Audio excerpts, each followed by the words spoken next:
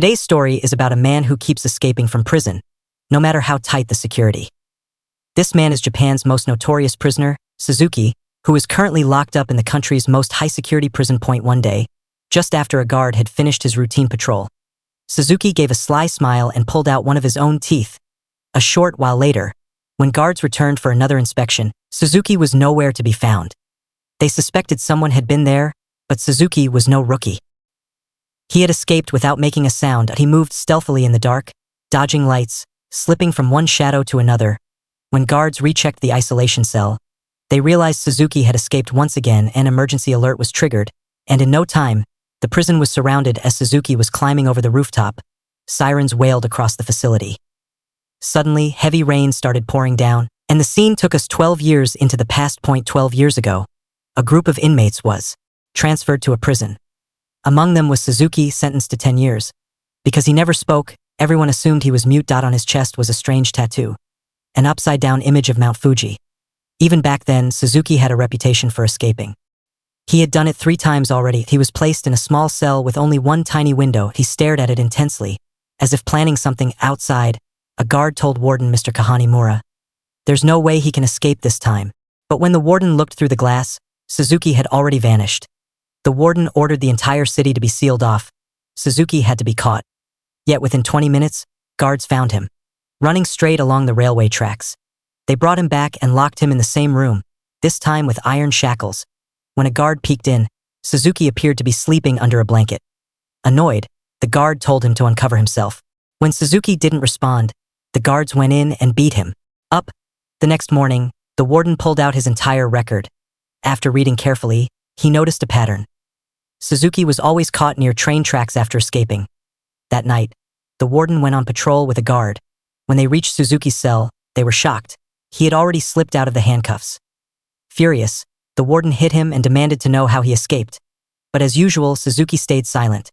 Once again, he was brutally beaten. One day, Suzuki was seen playing with a small wire, something he had secretly smuggled in. But how did he even get it inside? Possibly hidden in his mouth. Using such hidden tools, he managed to unlock his cuffs. Later, when the warden went on a week-long vacation, Suzuki got the perfect chance to make another move. He started working on the lock using sheer force. A guard came by for a surprise check and found Suzuki covered with a blanket again. He didn't say anything and left. But in truth, Suzuki wasn't in bed at all. He had climbed up and was clinging to the ceiling like a lizard. He was waiting for the perfect moment to escape. Once the guard left, he climbed higher and struck the roof, breaking through it and slipping out. When the guards found out, sirens blared again. The warden was informed and rushed to the prison. By morning, the police started planning how to catch Suzuki. The warden arrived and told them to ignore all other plans and focus on the railway tracks. Some officers mocked him, saying he was too old and out of touch. But he was confident. He was sure Suzuki would be there again. They trusted him and sent a team. And sure enough, Suzuki was caught near the tracks once again. It's like Suzuki turns into cha-cha-chaudhary. Smarter than a computer when it comes to escaping. Thanks to the warden's sharp thinking, Suzuki was captured and the warden got promoted. He became a senior officer, now responsible for inspecting prisons across the country. But once again, Suzuki escaped, and once again was caught near the train tracks. Every year he was shifted to a more secure prison, yet he kept slipping away. The media gave him the title Star Fugitive, and he became infamous nationwide. After 12 years, he was finally sent to Central Jail, the one with the most intense security. 10 guards were assigned to monitor him around the clock. His cell was made entirely of concrete, with multiple locks on the door. This was the same isolation cell from the beginning of the story. Once inside, Suzuki looked around. He was already planning his next move. A guard came to deliver food, but before he could react, Suzuki grabbed him and handcuffed him. The guard blew a whistle, and other guards rushed in and beat Suzuki badly. When Suzuki regained consciousness, he saw the guards walking away, his blood dripping onto the iron bars. The next morning, guards reinforced his handcuffs with extra locks. Before leaving, they gave him a brutal body check again. This cycle repeated daily. Suzuki would provoke the guards, get beaten, and let his blood fall on the bars. One day, a guard hit him so hard that one of his teeth fell out. But Suzuki quietly picked it up and smiled in a strange way, as if it was all part of a plan. He started rubbing that tooth on the wall. He wasn't drawing anything. He was sharpening it into a tool. Weeks later, Suzuki attacked another guard. This time, they gave him the harshest punishment yet. They chained him up and hung him by those chains. A whole year passed like this. His body started decaying. Worms crawled into his wounds. One evening, a guard finally unchained him. After a year, Suzuki finally breathed freely. Meanwhile, Warden Mr. Kahani-mura returned to inspect the jail. When he saw Suzuki's terrible condition in the isolation cell, he simply ignored it and walked away. That night, the same one from the beginning. Lightning struck outside, and Suzuki made his move. He pulled out his tooth and began unlocking his handcuffs. All this time, he wasn't scratching the wall. He was sharpening the tooth to use it as a key. Freeing himself, he walked to the cell door and began pushing the bars. His blood had caused rust on them. Within moments, the bars broke, and Suzuki escaped once again. Then we learned about Suzuki's past. His mother had died during childbirth, and his father was already rotting in prison. He was raised in different relatives' homes. One day, while practicing in the forest, he saw a man approaching. It was his father.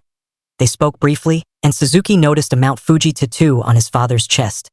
But suddenly, the police showed up. They were chasing his father. His father ran off along the train tracks. From that day on, Suzuki swore that one day he would find his father.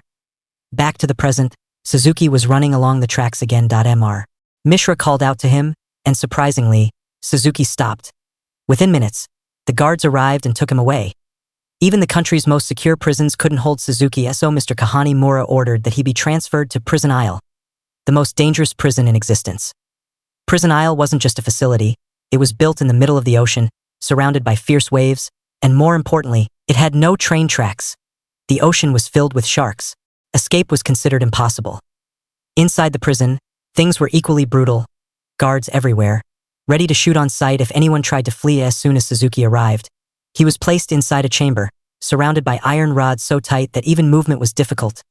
Meanwhile, Mr. Mura began digging into Suzuki's past in the prison library. He found some old files and began researching.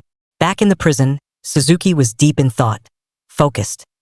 While others believed escape was impossible, he dislocated his shoulders and began squeezing through the tiny gap in his cell. Another prisoner saw him but was too drunk to speak. Meanwhile, alarms blared across the island, but the warden smiled. He was confident Suzuki couldn't escape from this place. All guards were ready, weapons in hand. Mishra tried to explain that Suzuki was no ordinary man, but the warden ignored him. The next morning, guards spread out across the island with loaded guns. The warden was briefing his men when Mishra came running.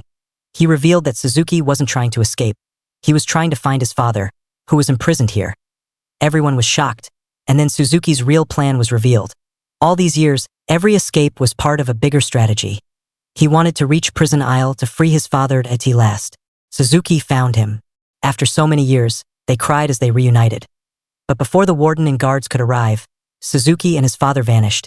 He had secretly arranged a paraglider. Both of them climbed on and soared into the sky, escaping together. Later, when Mr. Mura tried talking to another old man in the cell, he noticed a tattoo of Mount Fuji on his chest, which meant Suzuki had escaped with the wrong person. Even after years of effort, fate had played a cruel joke on him. Now tell us.